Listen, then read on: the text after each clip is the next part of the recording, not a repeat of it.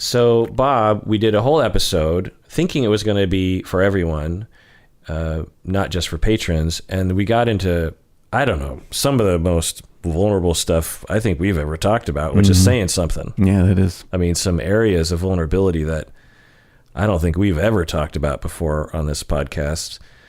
So, as usual, just because of, I don't know, self-preservation or something, this is going to be a patron-only episode. Instead of it going out to 8 billion people, it'll just go out to, the few thousand that are patrons. So that's what we're going to do today. Do you think that's a good idea, Bob? Oh, yeah. Totally agree. This is the Psychology in Shadow podcast. I'm your host, Dr. Kirk. I'm a therapist and a professor. I'm your friend, Bob, who you get vulnerable with in various podcast formats, lands, and a therapist in practice here in Seattle. And if you want to hear this whole episode, you have to become a patron of the podcast. We can go to patreon.com.